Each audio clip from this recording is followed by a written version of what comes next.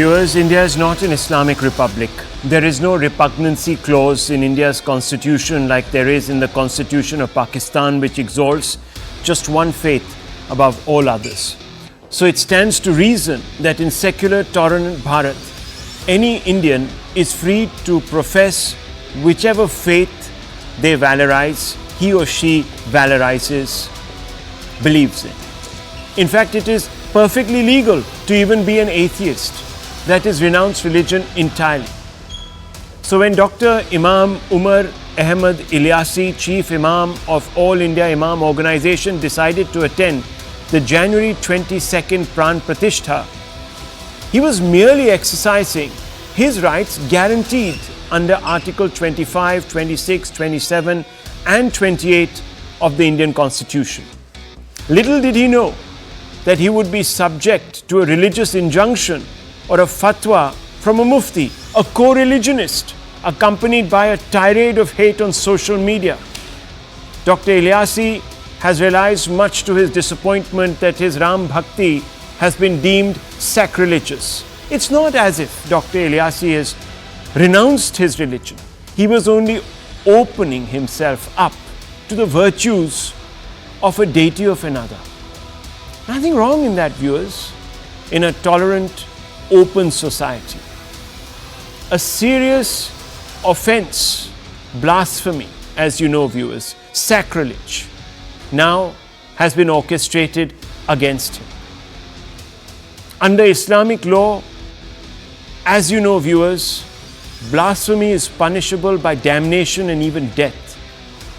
So he could be completely externed from his community.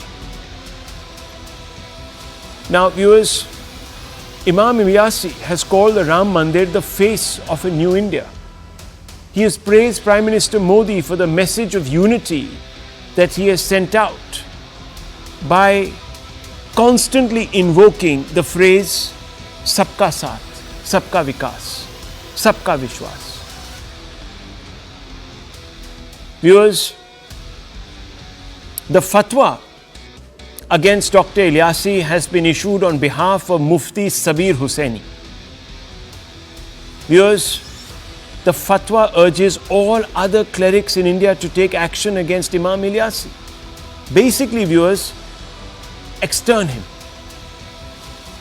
All of this is meant that Dr. Ilyasi is a marked man today.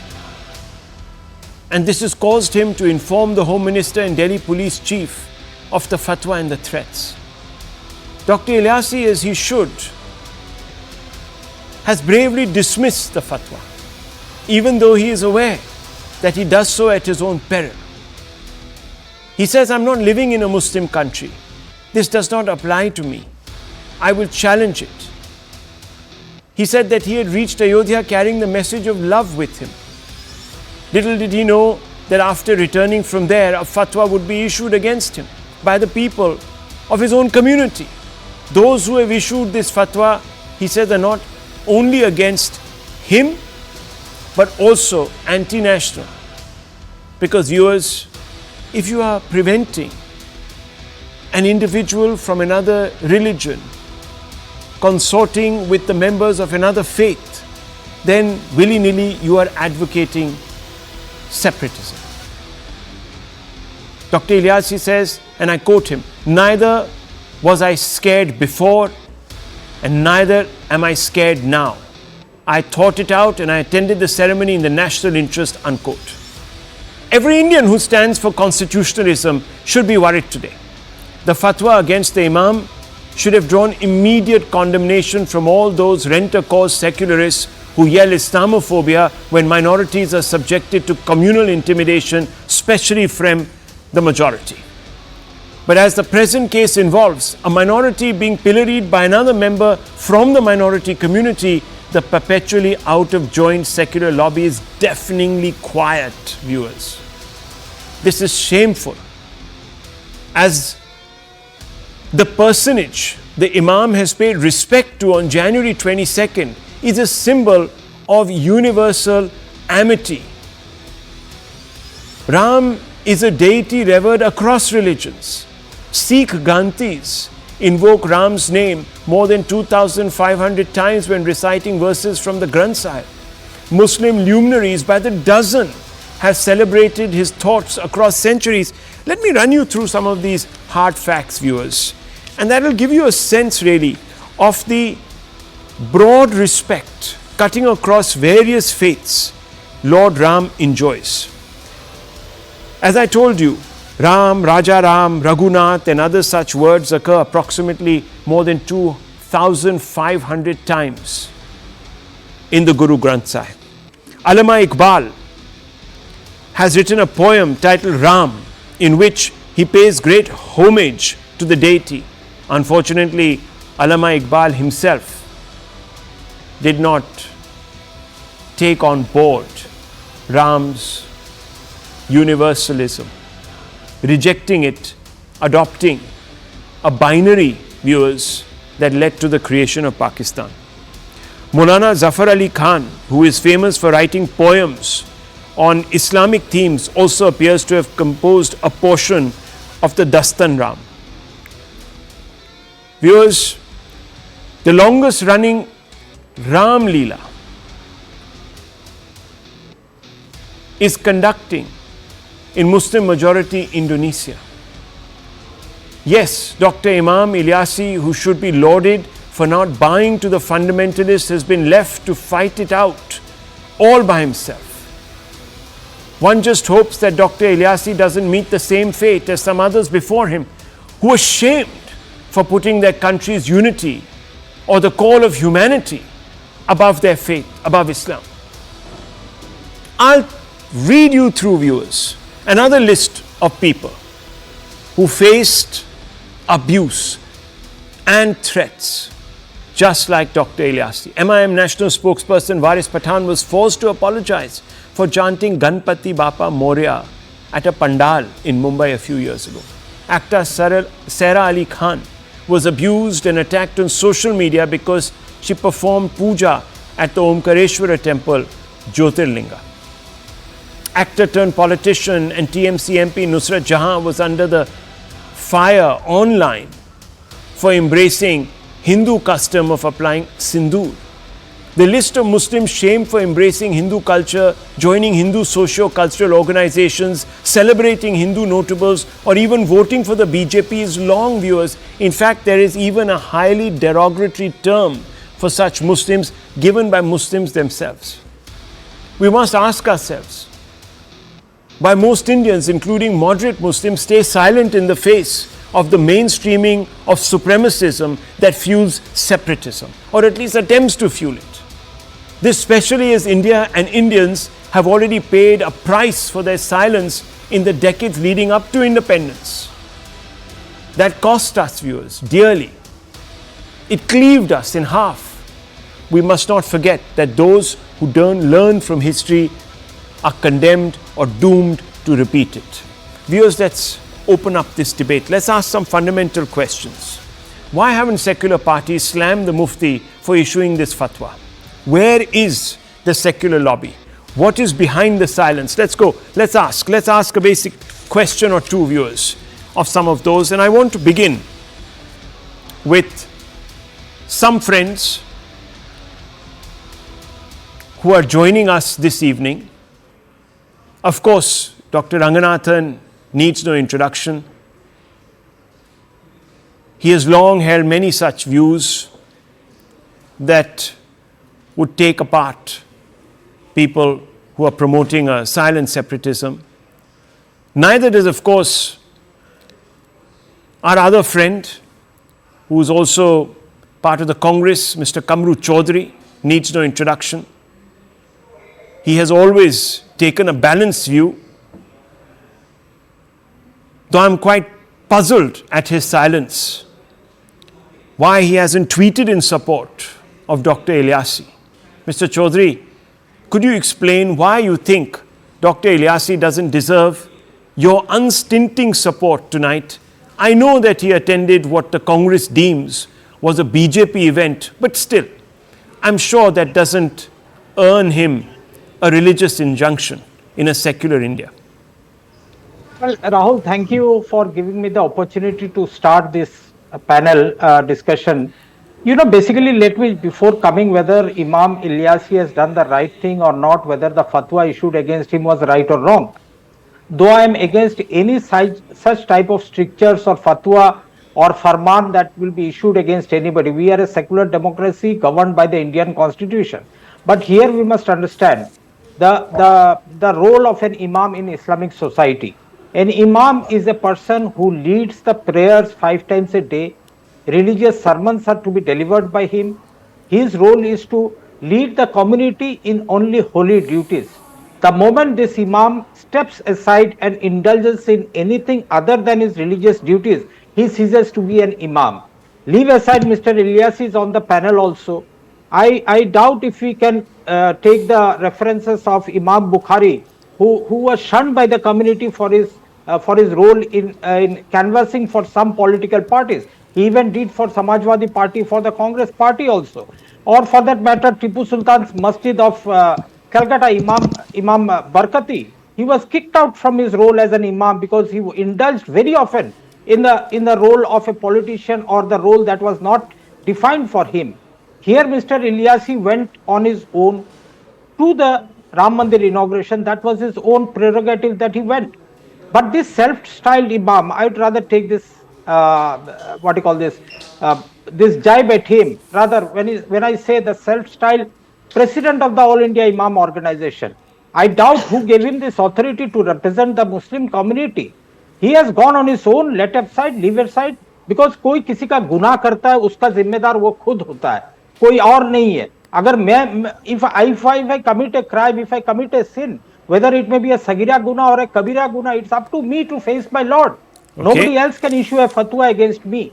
That's what Islam is all about. Okay. And I doubt if Imam Ilyasi has done the right thing or the wrong thing in an Indian context, because we have got numerous examples like Maulana Abul Kalam Azad, who espoused the secular line all throughout. He did not go with Pakistan also because of the simple reason that Hindus and Muslims in India must live together in communal harmony. If he has gone out of his way to please the Hindu community or please the ruling powers of today, it's his absolutely his own. But I doubt if he has got the support of the Imam organization or the Imams of India that he is going to such a program. Mr. Chaudhary, you've made a few remarks.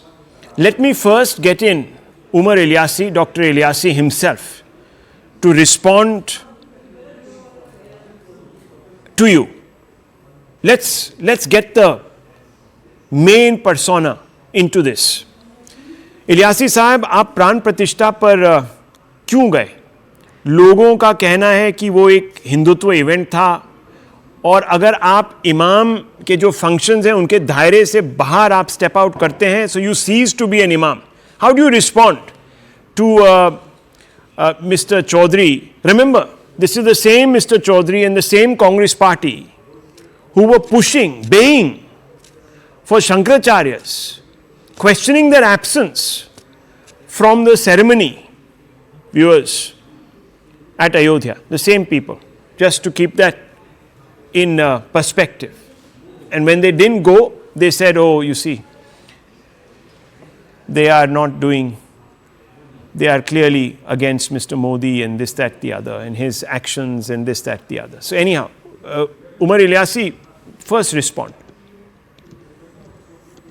देखिए, मैं आपको बता दूं कि मुझे राम जन्मभूमि trust के द्वारा मुझे निमंत्रण मिला, और निमंत्रण मिलने के बाद मैं खुद 2 दिन तक ये विचार करता रहा कि मैं क्या करूं, क्योंकि मेरे सामने ये आसान नहीं था, ये इतना बड़ा फैसला. वैसे भी ये मेरी ज़िंदगी का सबसे बड़ा फैसला था. मुझे मालूम था विरोध होगा, लेकिन इतना होगा इसका मुझे अंदाज़ा नहीं था. लेकिन मैं वहाँ गया था पैगाम मोहब्बत लेकर. मेरा मकसद पूरे देश के अंदर आपसी सौहार्द हो, आपस में मिलजुल कर रहें. तो इसीलिए पैगाम मोहब्बत था, जिसका मैंने संदेश भी वहाँ ये दिया था कि हमारे सबकी जातियाँ ज़रूर अलग हो सकती हैं, हमारे सबके पंथ ज़रूर अलग हो सकते हैं, हमारे इबादत करने के तरीके ज़रूर अलग हो सकते हैं, हमारे सबके धर्म ज़रूर अलग हो सकते हैं, लेकिन हमारा जो सबसे बड़ा धर्म है इंसान और इंसानियत का है, और हम भारत में रहते हैं, हम सब भारतीय हैं और राष्ट्र सर्वोपरि है। इस बात को, जो ये पैगाम था मेरा मोहब्बत का, ये मैंने जैसे ही दिया, ये सोशल मीडिया पर ये वायरल हो गया और देश भर से तमाम सारे चैनल्स पर ये बात चलने लगी। इसी को देख के वो लोग जिनको ये अमन और मोहब्बत और सौहार्द पसंद नहीं है, उनको ये हज़म नहीं हुआ और उन्होंने सीधा एक फतवा जारी कर दिया, जो कि मुझे रात को मिला है। Now, viewers, this gentleman has put India, Insaniyat, Bharatiyata first. And you see, Mr. Kamru Chaudhary was telling us that religious figureheads, etc., should not be indulging in any sort of stepping beyond the remit of their particular religious functions. Now, Maulana Abdul Kalam Azad sang the full version of the Vande Mataram. Let's not forget this, including the verse that extols the virtues of Bharat Mata. For many, many Muslims, that is, as you know, viewers, blasphemous. So should Maulana Abdul Kalam Azad not be called Maulana anymore? Does he forfeit the right to be called Maulana? Think about that, viewers. Sonia Gandhi, as a member of parliament, was wanting to attend the canonization ceremony of Mother Teresa. She even wrote to the Pope.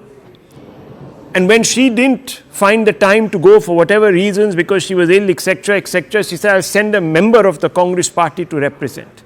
So Congress picks and chooses. Nonetheless, Dr. Ranganathan, how would you like to address Kamru Chaudhary, who has indulged, in my view, a bit of whataboutery? Good evening, Rahul, and good evening to my fellow panelists. My heart goes out to Mr. Ilyasi Saab.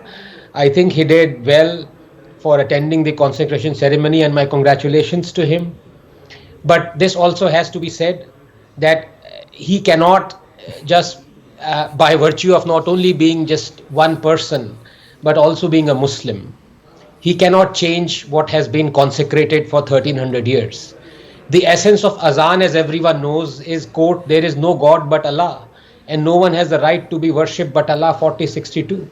And this is amplified through the loudspeaker 5 times a day, whole year round. Rahul, considering anyone else other than Allah as a deity, worshipping it, bowing before it, attending the ceremony is expressly forbidden. 17, 22, 23, 1240, 364, 555. Al-Kufr Milatun Wahida. Disbelievers are one nation. Do not forget that disbelievers are allies of one another, 873. Do not make disbelievers guardians, 551. Let not believers take disbelievers as allies except when taking precaution against them, Prudence, 328. Do not take disbelievers as friends unless they convert and kill them if they refuse, 489. Look, a practicing Muslim who believes in the Sharia and every single word that there is in the Holy Quran is a good Muslim. While a Muslim who drinks, fornicates, indulges in idle talk or music, supports Muslim women who reject the burqa, draws a portrait of whosoever he wishes to, marries a non-Muslim, is homosexual, gives equal share of inheritance to females, and is fine with all his fellow Muslims being all of the above, is a bad Muslim. A good Muslim believes resolutely in the Holy Quran and he quotes the verses precisely as how they are meant to be. And Allah has defined just who is a good Muslim. 33, 36, 3, 132, 8, 2, 49, 15. You can't get away from that. Allah's every word is inviolable. 33, 62, 6, 115, 18, 27, 634. And every single time, Rahul, people like Kamruji, the apologies cringe at violence or retribution being proclaimed or ordered. They bring out the excuse of context or interpretation in order to hide the true meaning. In fact, it is the Muslims who are Islamophobic. That is, they fear Islam. They fear to bring out the orders of the commandments of their holy book in its entirety on Jews, Christians, polytheists, homosexuality, apostasy, heresy, branding as radicals the Muslims who are faithfully following the fundamentals. In other words, they snare the fundamentalists but spare the fundamentals. And every serious Islamic scholar has admitted to this, Rahul, and every single time the apologists cringe at violence or retribution being ordered, they bring out the excuse of context or interpretations just to hide the true meaning. This despite them knowing very well that most such decrees are open-ended and for all time, because just who is a believer or a non-believer has been explicitly defined in the holy book. The disbelievers of that time polytheists, Christians, Jews, homosexuals, apostates were seen to possess certain characteristics. And it is these characteristics that are condemned and ordered to be punished in the Holy Book. The orders are not for the non-believers of that time. They are for anyone who possesses these characteristics for all time. It is silly and specious to claim that all orders that apply to non-believers are meant for non-believers of that time, but all orders that apply to believers are meant not only for the believers of that time, but also of today's time. And finally, as for Maulana Azad, let me now quote him. Quote, "Be extremely hard against kafirs, but extremely kind amongst ourselves," unquote. All relationships in the world can break down. Father can turn against son, brother against brother, mother can shun her child, but the relationship of a Muslim with a Muslim can never be severed, unquote. Yeah, but Dr. Ranganathan, of course, all of this applies and could apply in the realm of personal law, etc., but doesn't apply across the country that is secular in its outlook. So yes, you can have these injunctions being passed, etc., but we're not exactly, as of now, Islamic State. So Umer Ilyasi has all rights to become an Islamophobe, so to speak, in your definition, and of course the definition that is being that you have quoted so diligently from the various edicts. So Umar Ilyasi साहब, मैं आपसे पूछ लेता हूँ, आप तो Islamophobic हो गए हैं, तो why are you objecting कि आप पे ये किसी ने एक फतवा लगा दिया है? हाँ, आप कहते हैं कि भारत इस्लामिक देश तो है नहीं, it's not an Islamic state, और ये आप सही कहते हैं, मगर आपने तो गलत काम किया है उमर इलियासी साहब. How would you respond to Chaudhary साहब? देखिए, उनका जो फतवा लगाने वाले हैं, इनका नाम जो है मुफ्ती साहब हैं, ये मुफ्ती साबिर हुसैनी कासमी, और इनका अपना एक इंस्टीट्यूट चलता है फतवों की क्लासेस का. इन्होंने ये दिया है, मुझे डायरेक्ट तो नहीं आया, मुझे इनडायरेक्ट वे में अलग अलग नंबरों से देश भर से आया. इन्होंने सबसे बड़ा काम क्या किया कि इन्होंने मेरा नंबर उसमें फ्लैश किया और नंबर उस फतवे के अंदर जारी कर देश में इसको सोशल मीडिया पे डाल दिया, और तमाम मेरे देश के जितने इमाम हैं, जितनी मस्जिदें हैं, तमाम मुसलमानों को ये फॉरवर्ड करना शुरू कर दिया कि इनसे अब ये सवाल करिए. सवाल उनका जो फतवा है, पहली बात तो मैं कहता हूँ कि ये फतवा मुझ पर लागू इसलिए नहीं होता कि ये भारत है, ये इस्लामिक देश नहीं है. जो उन्होंने कानून, जो शरीयत के दिए हैं, वो उस वक्त लागू होते हैं अगर ये इस्लामिक देश होता तो. लेकिन ये भारत इस्लामिक देश नहीं है. ये भारत की यही विशेषता है, अनेकता में एकता, सर्वधर्म संभाव. मैं उनको ये पैगाम देना चाहता हूँ आपके चैनल से. उनके 3-4 सवाल हैं जिस पर मुझे फतवा जारी करा गया है. उनका पहला सवाल जो है, उन्होंने कहा कि आपने धर्म से ऊपर इंसानियत को कर दिया. आपने कहा है कि इंसानियत हमारा धर्म है और इंसानियत सबसे है, तो आपने इस्लाम को नीचे कर दिया. दूसरा उनका सवाल मुझसे ये है कि आपने कहा है कि धर्म से ऊपर, जातियों से ऊपर उठकर हमारे लिए राष्ट्र सर्वोपरि है. आपने राष्ट्र को ऊपर कर दिया, धर्म को नीचे कर दिया. आपने वहाँ प्राण प्रतिष्ठा, चूँकि ये गैरों का है, ये वहाँ मुसलमानों का नहीं है, और आप एक इमाम और चीफ इमाम हैं, आपका दायित्व है, आप प्राण प्रतिष्ठा में कैसे चले गए? तो इन 3 बुनियाद को लेकर उन्होंने मुझे इस्लाम से खारिजी कर दिया, जबकि उनको ये नहीं पता कि ये उनको ये समझ में नहीं आया कि तुमको ये बात मुझसे पहले जानकारी लेनी चाहिए थी. फतवा निकालने से पहले उसको सोशल मीडिया पे डाल दिया. मेरे खिलाफ तमाम पूरे फ़ोनों पर मेरे खिलाफ धमकियां आने शुरू हो गई, मेरे खिलाफ बदतमीजियां शुरू हो गई, मेरे खिलाफ एक नफरत का माहौल बनाया जा रहा है. लेकिन मैं कहना चाहता हूं कि ये आज का भारत बदलता भारत है, आज का भारत नवीन भारत है, आज का भारत उत्तम भारत है, आज का भारत श्रेष्ठ भारत है. इस श्रेष्ठ भारत के अंदर ये बदलते भारत की तस्वीर है कि इमाम साहब प्राण प्रतिष्ठा में जाते हैं. उन्होंने मुझसे 3 चीजें करी हैं. माफी, सरेआम मुसलमानों से माफी मांगने की बात कही है, रुजू करने की बात कही है, इस्तीफा देने की बात कही है. मैं सुन लो मेरी बात. जिन्होंने ये फतवा जारी किया है, मैं उन तमाम विरोधियों को बता देना चाहता हूं कि ना मैं झुका था, ना मैं झुका हूं, ना मैं झुकूंगा. मैंने ना माफी मांगूंगा, न मुझे कोई इस्तीफा देना है, न मैंने कोई गलत किया है, मैंने अपने देश हित में किया है, अपने देश के लिए किया है, देश प्रेम में किया है, राष्ट्र हित में किया है और एक सेक्युलर देश में किया है. Let me bring you in mister Ajay Alok of the Bharatiya Janata party. Mr. Alok, India is not an Islamic country. So how do you react to the Congress member here who roundaboutly justified the sentiment behind the fatwa and the silence on top of which all of this entire so-called secular lobby? No, Rahul, just now when you exposed Sonia Gandhi, that how keen she was to go for the ceremony there, on that issue, Mr. Kamru Chaudhary will keep quiet.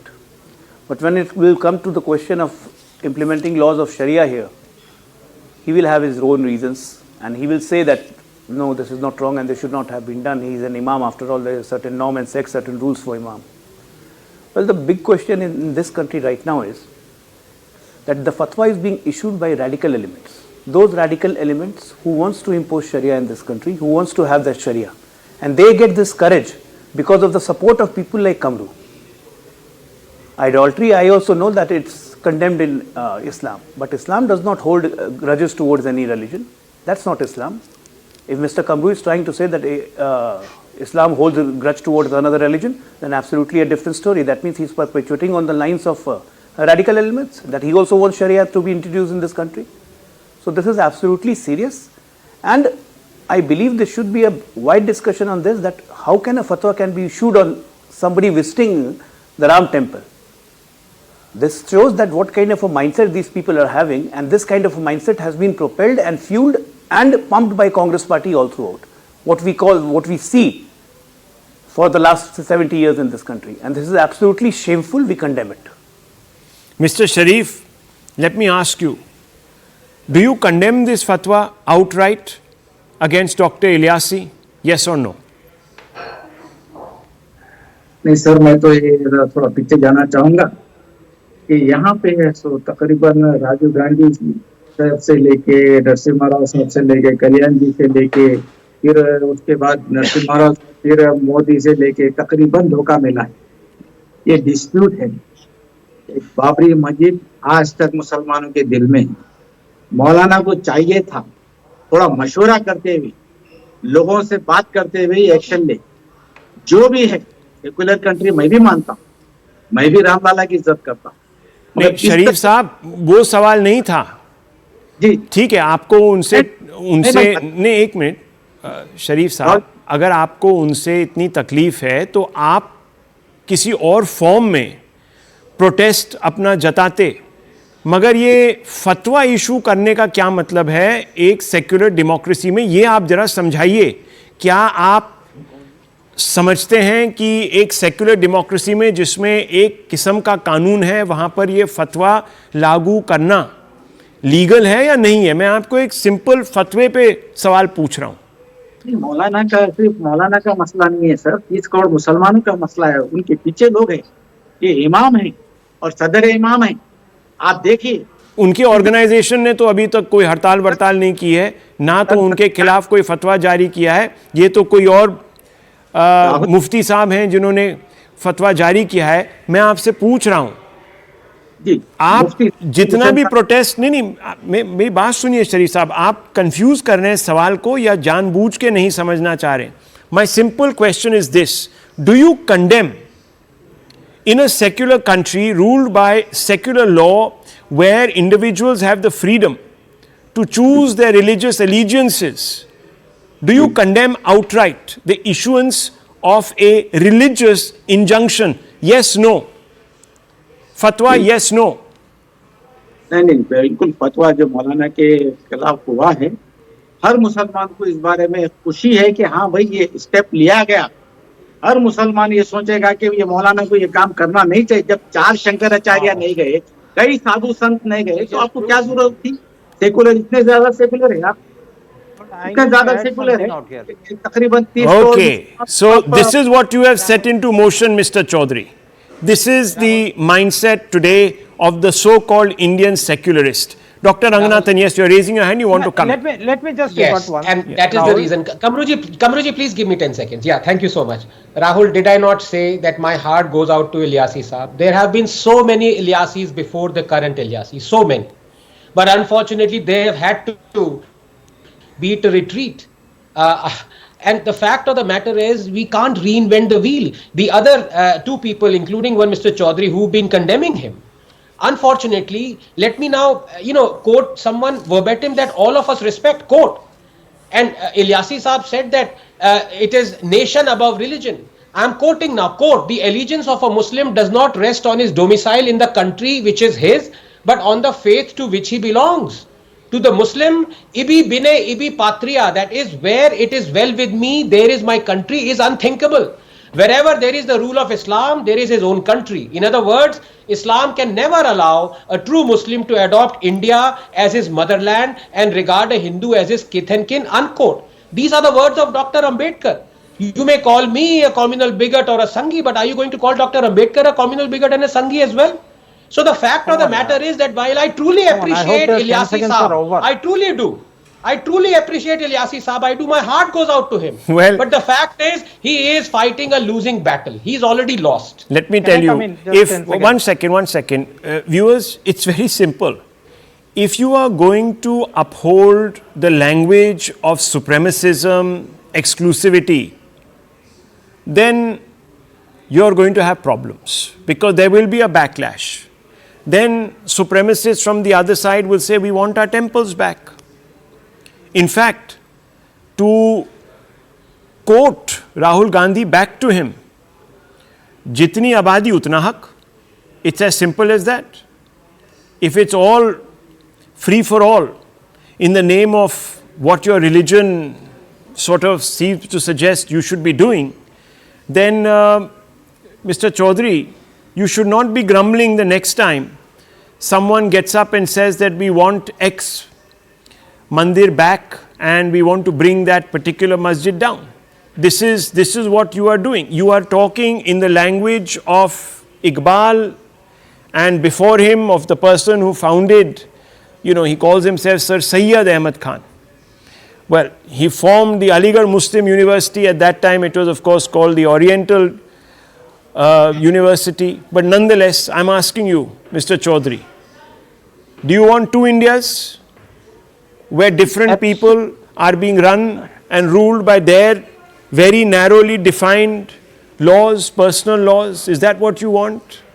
No, Rahul, one fundamental mistake that you people are making is the difference between the Ummah and the nation. No, I'm asking you. It was Maulana, one second, was Maulana Abdul Kalam Azad, sir, not a student of his religion, yes or no? Even I am. Even you are. So now just hold it. No. Do you think Maulana Abdul Kalam Azad should have been issued a fatwa for singing Vande Mataram? I also speak. I also sing. No, you don't sing. You only sing the first 4 lines. I am saying that he used to sing. That's why I don't Well, sing. I know because you don't want to know after that. You don't want to know after that. No, one second. Naturally, because Mr. Nehru gave in. Mr. Nehru, the Congress party gave in. No, one second. In fact, that was one of that's because Jinnah's demands to not have the next paragraph. Absolutely. So, I'm coming back to the question. Mr. Chaudhary, please answer the question. I'm asking you the question. You may not know the other 4 lines, but if I were to read out the other 4 lines, you would not be able to speak them, even if you knew them. You would self-censor. So I'm asking you, does Maulana Abdul Kalam Azad, who got up not once but several times in different Congress sessions before 1936, should he be stripped of his Maulana-ship? Number 2, should have been subjected to fatwas, and should he be now deemed an apostate in retrospect? I'm asking you this question, sir. Maulana Abul Kalam Azad was not a self-styled imam like Maulana Ilyasi out here. But he was a Maulana. Let me be very blunt at this. This is not the question. What are you hair-splitting tonight? No. Viewers, this is actually, let me remind you. One second, let me bring back the BJP spokesperson here. You're hearing the Congress tonight trip over itself to justify a fatwa A religious injunction that has... Don't try to... Well, you have justified the spirit behind the fatwa continuously. You have said that he, Umer Ilyasi, represents our faith. I have opening statement, I said that the fatwa is Ilyasi itself Sahab, you illegal. told he's self-styled. Like How an do you know he's imam self-styled? representing the ummah, the community, Why are you going to calling an him idol self-styled, worship Kamruji? is also not in line with the Islamic traditions. If he was not an imam, he could have well gone to wherever he wanted. Because I also sing Vande Mataram. That does not mean You just that my scratched Vandana the towards surface. my Allah is less important. I got it, sir. I got it. Can you imagine, viewers, the mainstreaming on national Rahul, you have live not let me television complete it. of the logic behind issuing a fatwa in a secular democracy? That is what is going on here. Ajay Alok, but where is this coming from? And the political party supporting it. Yes, where is it coming from, Ajay Alok? This is coming from the radical element. No, I don't This think is it's a coming from radical the radical element because the elements which are silence present cuts in the across. country. The silence, this is not a radical sitting here. I don't believe Mr. Kamru Chaudhary is a radical. These radical elements are being supported by parties like Congress. Well, These radical I don't know about that. supported by But parties like Congress, Now- Samajwadi Party, now, RJD. This is can the you political give me the culture last 30 where seconds they don't speak yeah, against Mr. Chaudhary, all I the want you bad to come out bad and say I elements and the bad condemn, characters and bad contours I of the- condemn those who are issuing fatwas. Fatwas should be banned in our country. Can you say fatwas should be banned in our country? 101%. They are in a habit of Can there releasing be fatwa any if in doubt their name. about any fatwas Vote for of Congress, any they want the hate fatwa. speeches that are coming out from any corner. These are all So they illegal should be fatwas. banned. No, they do not hold any. Okay, any then why line didn't of the thought. Congress Can you party finish with allow this? Salman Rushdie's great book, The Satanic It may Verses? be great for you. No, It I'm may just be saying, great for you. it was not But great for me. It has hurt my religious Sir, sentiment. not It great has for hurt me. my It has been religious universally sentiment. acclaimed The same as way one of the Nupu greatest. Sharma's words have Hang hurt on. my sentiments. Many, These are all hate sentiments, excuse me, hate Mr. speeches. Chaudhary, why are you getting tickled? I'm only saying, I'm not Mr. getting it Chaudhary, because you of are course not you are. letting me I'm finish telling my you, point of view. for a huge number of people, I'm telling you, for a huge number of people, Salman Rushdie's book was a fabulous exposition. That is what many people believe today. Large number of writers have come out and said so. So I'm asking you, Mr. Chaudhary, why did the Congress surrender to a fatwa if we are living in a secular democracy and ban his book? If another Salman Rushdie comes up, if another Salman Rushdie tries to write a book like the Satanic Verses that hurts my sentiment, or if another person comes and writes a book hurting the Hindu sentiments, it will be Kamru Chaudhary who will be standing up against both of them. I just want to step in here and I just want to tell you tonight that you've heard this debate, you've seen the overarching sentiment being expressed here in the course of this debate. There has been a post facto rationalization of the sentiment behind the fatwa. I'm not saying the fatwa, the sentiment behind the fatwa. In a secular democracy like ours,